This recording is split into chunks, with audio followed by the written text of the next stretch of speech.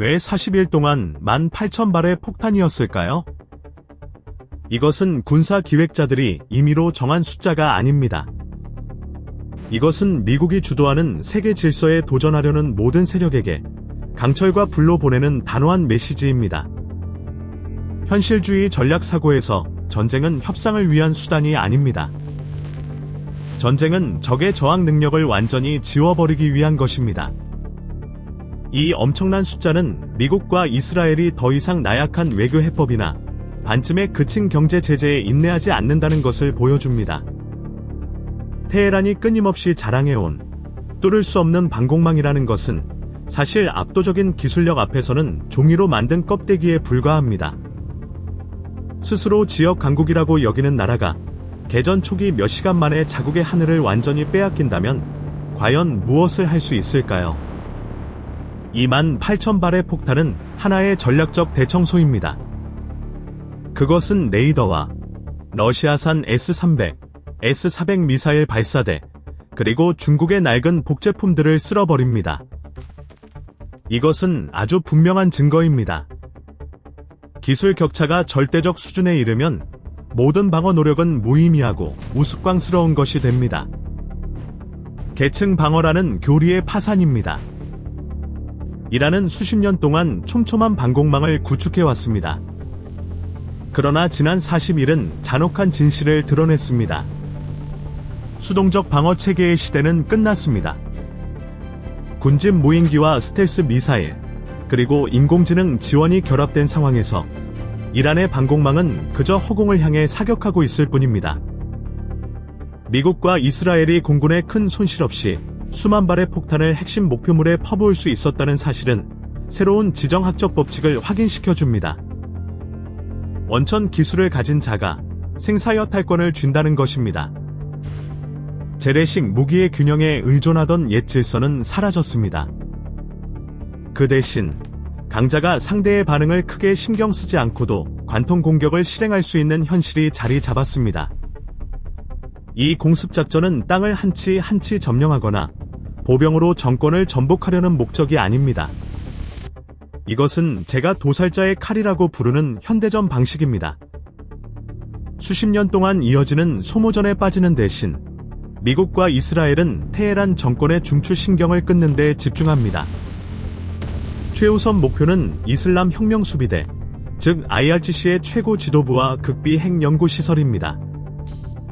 지하 벙커 안에 있는 현장 지휘관들을 제거한다는 것은 단지 특정 인물을 없애는 것이 아닙니다.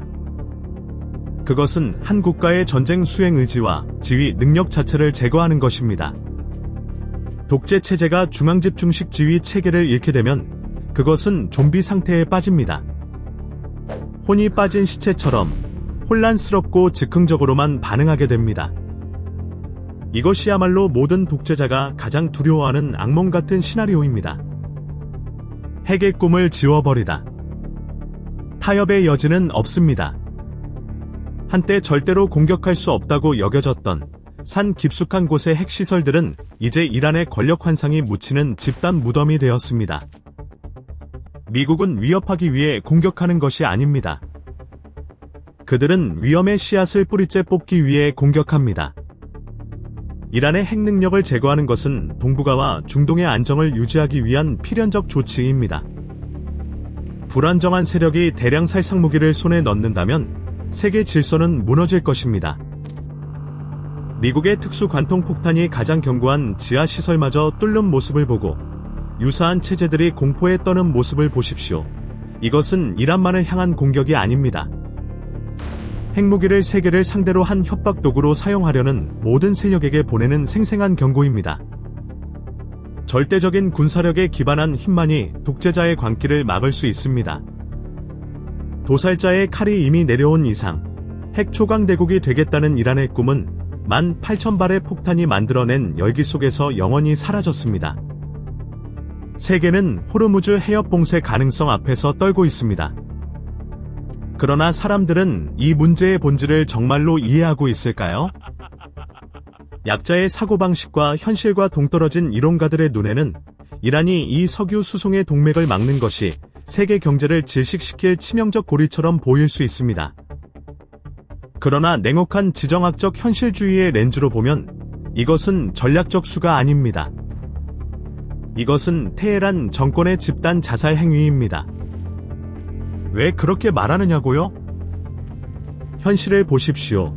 오늘날 미국은 더 이상 지난 세기 70년대처럼 중동 석유에 매달리는 나라가 아닙니다. 셰일 혁명과 에너지 지배 전략을 통해 미국은 세계 최고의 석유와 가스 생산국이 되었습니다.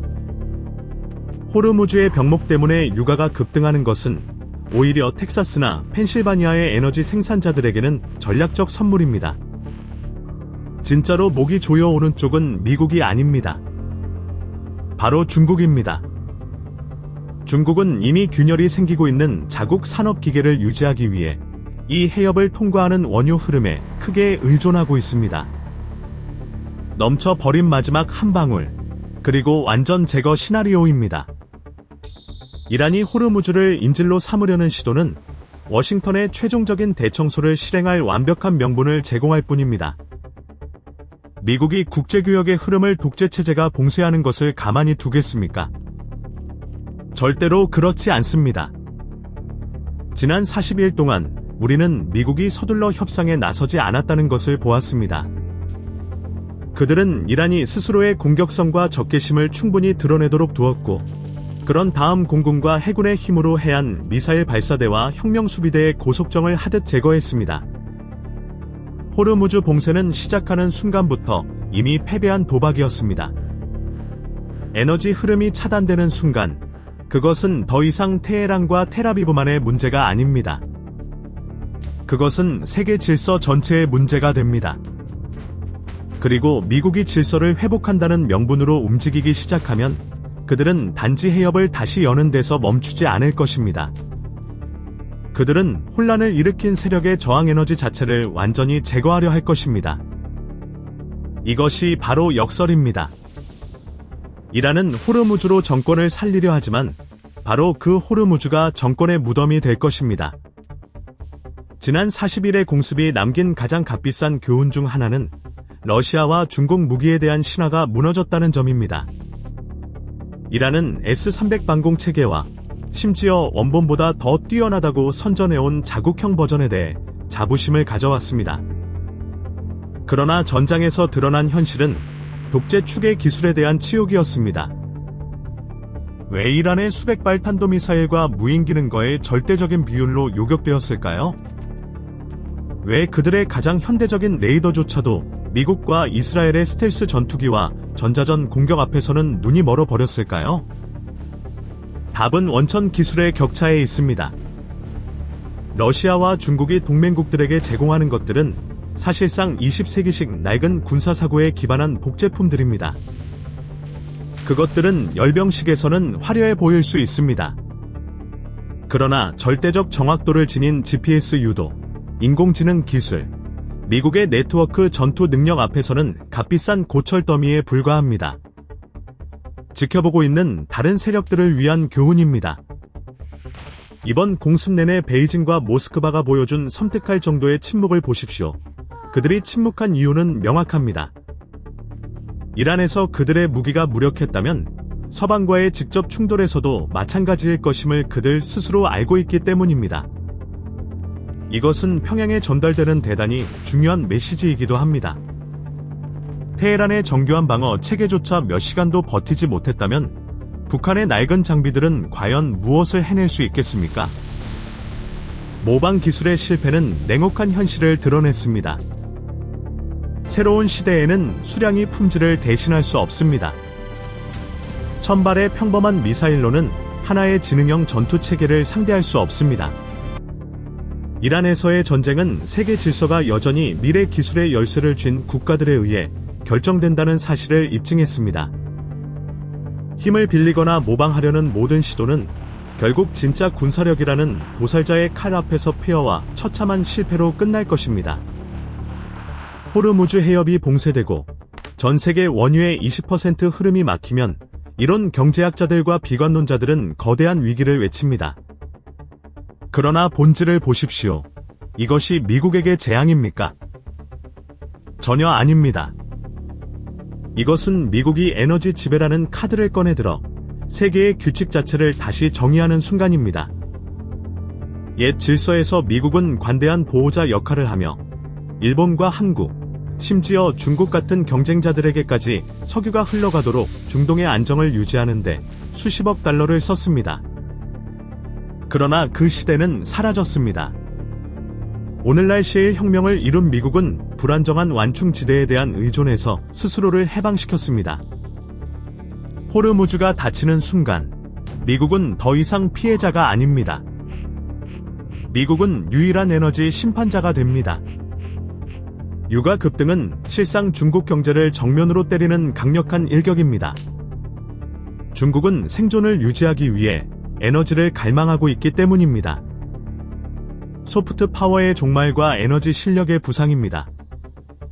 미국이 지난 40일 동안 이스라엘의 행동을 사실상 자유롭게 두고 호르무즈에 서둘러 개입하지 않은 것은 대단히 실용적인 계산이었습니다. 워싱턴은 세계, 특히 동맹국들과 적대 세력들이 하나의 진실을 분명히 보기를 원합니다. 미국 군사력의 보호가 없다면 여러분이 믿는 경제의 동맥은 모두 환상에 불과하다는 것입니다. 미국은 에너지가 단순한 상품이 아니라 억지력의 무기가 되는 방식으로 세계를 다시 재구성하고 있습니다. 걸프 지역 석유에 의존하는 국가들은 선택해야 합니다. 무너져가는 독재 체제에 계속 굴복할 것인가, 아니면 미국이 주도하는 새로운 질서를 따를 것인가입니다. 호르무즈와 테헤란의 폐허는 끝이 아닙니다. 그것은 황금 시대의 새벽입니다. 그 시대에는 생산 능력과 항공모함 전단으로 무역 흐름을 보호할 수 있는 능력으로 권력이 다시 정의됩니다. 지금 테헤란에서 벌어지는 일이 왜 평양의 엘리트들을 잠 못 이루게 할까요? 김정은과 북한 지도부는 하나의 법칙을 너무도 잘 알고 있기 때문입니다. 그들과 테헤란은 같은 지정학적 동전의 양면입니다. 미국이 이란의 수뇌부를 제거하는 도살자의 칼 전략을 실행하는 순간 그들은 한마디 말도 없이 한반도에 메시지를 보내고 있습니다. 어떤 지하 벙커도 충분히 깊지 않으며 어떤 방공망도 초강대국의 의지 앞에서는 충분히 강하지 않다는 메시지입니다. 독재 엘리트들의 반응을 보십시오. 그들의 공포는 군대를 잃는 데서 오는 것이 아닙니다. 개인의 안전을 잃는 데서 옵니다. 혁명수비대 지도부가 인공지능 기술과 스텔스 미사일에 의해 정밀 제거되는 모습을 보면서 북한이 자랑하는 핵억지력도 순식간에 공허해집니다. 자신이 핵 버튼을 누른 뒤 불과 30초 후 하늘에서 날아온 일격으로 자신이 먼저 제거될 것을 안다면 과연 그 버튼을 누를 수 있겠습니까? 좀비 체제와 아래로부터의 각성입니다. 이란과 마찬가지로 북한 역시 내부로부터 붕괴하고 있는 국가입니다. 국가와 주민 사이의 분리는 이미 한계점에 도달했습니다. 김정은이 공습을 두려워하는 사이 장마당 세대는 정권의 이념에 점점 더 무관심해지고 있습니다. 이란 사태는 하나의 촉매제입니다. 그것은 억압과 권력 환상에 기반한 체제들이 지도부라는 급소를 정확히 맞았을 때 얼마나 빠르게 무너질 수 있는지를 보여줍니다. 여기서 전달되는 메시지는 매우 분명합니다. 미국은 더 이상 세계 질서를 불안정하게 만드는 독재 완충 지대의 존재를 용인하지 않으려 합니다. 한반도의 통일은 더 이상 감성적인 민족 논의가 아닙니다. 그것은 중국 이후의 동북아를 안정시키고 자원을 해방하기 위한 긴급한 요구가 됩니다. 이란의 결말은 평양에서 앞으로 벌어질 일의 예고편입니다. 주민을 스스로 먹여 살리지도 못하고 오직 무기로 세계를 협박하는 데만 의존하는 체제는 새로운 현실주의 질서 속에서 설 자리가 없습니다. 독재자들의 시간은 끝났습니다. 실력과 역사적 진실이 마지막 장면을 결정하고 있습니다.